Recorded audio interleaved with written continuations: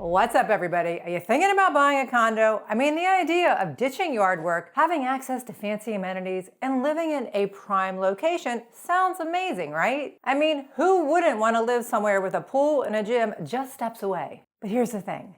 Condo living isn't for everyone. Sure, it looks great in the listing photos, but the reality can be a lot different once you've settled in. So today, I'm gonna break down the major downsides of buying a condo. Things you might not realize until after you sign on the dotted line. And if you still wanna buy a condo after I go through the downsides, stay tuned because I'm gonna also share with you some tips to really protect yourself before you buy that condo. So let's dive right in. Let's start with one of the biggest condo headaches, and that is those monthly condo/HOA fees. Now, if you've never dealt with an HOA before, let me break it down. On top of your mortgage, property taxes, and utilities, you will also pay a monthly fee every month. And it never goes away. This covers things like landscaping, building maintenance, security, trash removal, and of course, access to amenities like pools, tennis courts, and gyms. Sounds fair, right? Until you realize it's not set in stone. I once had a client who bought a condo with an HOA fee of $350 a month. It's not bad, they thought. Well, cut to 2 years later, it jumped to $550 a month because the building needed major plumbing repairs. And then there are those special assessments. Imagine this, you're living happily in your condo and then one day you get a letter saying you owe $8,000 for exterior renovations. Yes, that does happen. And guess what? You can't get out of it. Before you buy, always ask for the reserve fund balance. This is the HOA's emergency stash for big repairs. A record of special assessments over the past few years and the HOA's long-term maintenance plan. If the reserve funds is low or non-existent, you're on the hook for when things break down. Next up, limited control over your own property. One of the best parts of owning a house is that you get to do what you want to it. You want to paint the exterior bright blue? Go for it. You want to replace your windows or build a deck? No one's stopping you. But in a condo, forget it. Condo associations are big on keeping things uniform. So that balcony railing that you want to replace, or that front door you're eyeing, it's not happening. At least not without HOA approval. I had a friend who wanted to install a small flower box on her balcony. It sounds simple, right? Nope.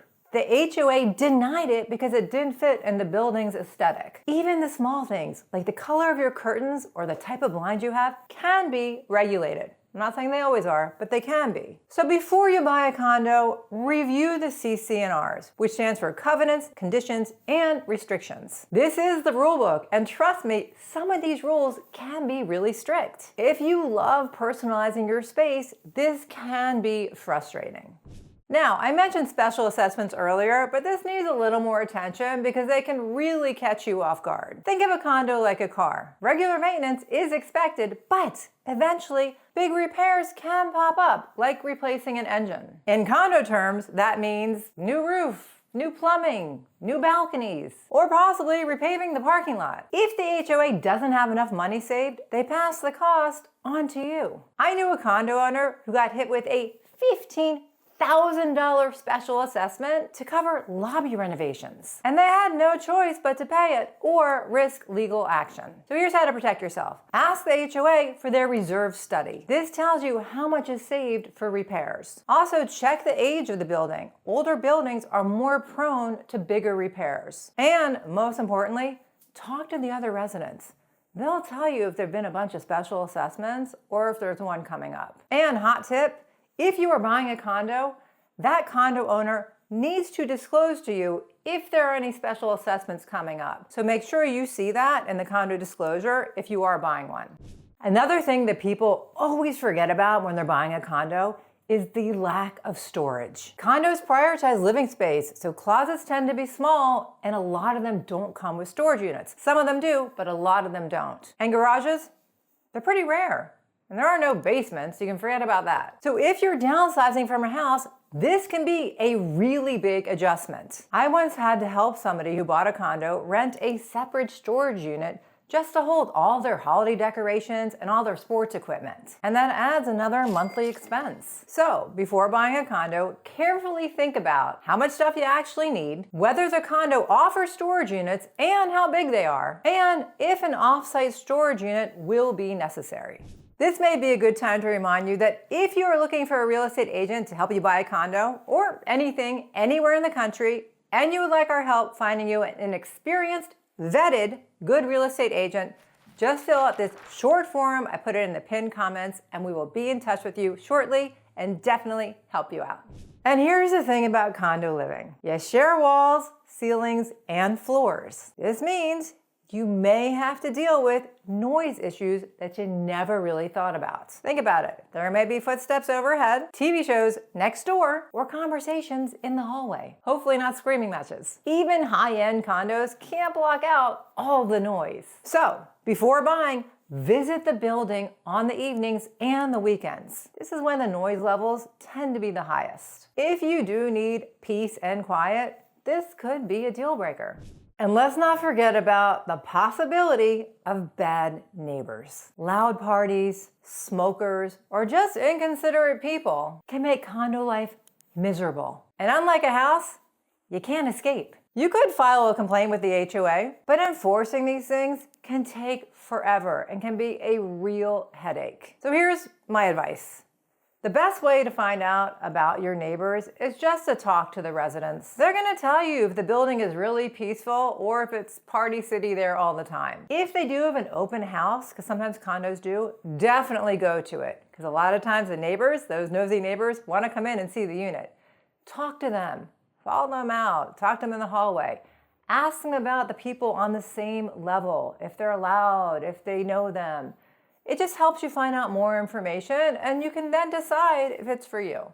All right, by now you're probably thinking, okay, condos sound a little risky, but what if I still want to buy one? Here's the good news. Condos can still be a great choice if you do your homework up front. So let me walk you through some ways to protect yourself and avoid the most common pitfalls. We touched on these just for a second, but we're going to go into more in depth. So here we go. First things first, look at the HOA's financials. Think of the HOA like the financial backbone of the building. If it is solid and well managed, well, things will run smoothly. But if it is mismanaged or underfunded, you could be looking at big financial headaches down the road. So ask the HOA or your real estate agent for the following. The reserve fund balance. This is the building's emergency fund for those big ticket repairs. A healthy reserve should cover 20 to 30% of the building's value. Annual budget and financials. Review the income, expenses, and any debt the HOA might have. Delinquency rates. If a lot of condo owners aren't paying their dues, that is a huge red flag. It means the HOA may not have enough money to cover the maintenance, which could lead to higher fees for everybody else. Here's an example. I had a client who loved a condo until we found out the HOA had less than $10,000 in reserves for a 40-unit building. That's practically nothing. 3 months later, residents got hit with a $6,000 assessment per unit for plumbing repairs. Moral of the story, if the HOA is broke, you're going to pay the price.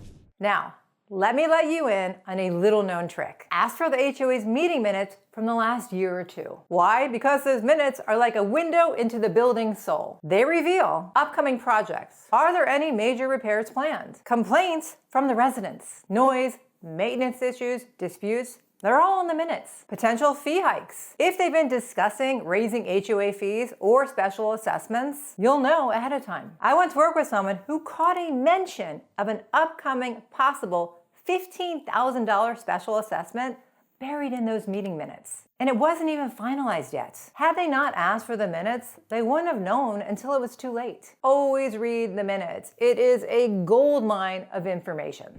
Review the CC&Rs, covenants, conditions, and restrictions. This one is critical. Review the CC&Rs carefully. The CC&Rs are essentially the rule book for the building. It dictates everything from how you can decorate your balcony to how many pets you can or can't have. Here are some things to specifically look out for. Renovation restrictions. Can you remodel your unit, or do you need approval? Noise policies. What is the HOA stance on noise complaints? This is important. Rental restrictions. Some condos don't allow short-term rentals like Airbnbs or long-term leasing. And this is important because you don't want to have too many investors in a building. You don't want to have too many rentals. So find out what their rental policy is. And pet policies. Not all condos allow pets, and some restrict certain breeds or sizes of pets. I had clients that were surprised to find that their dream condo didn't allow for dogs over 20 pounds. If you have a large dog, that's clearly a deal breaker. Also, keep an eye out for rules on guests,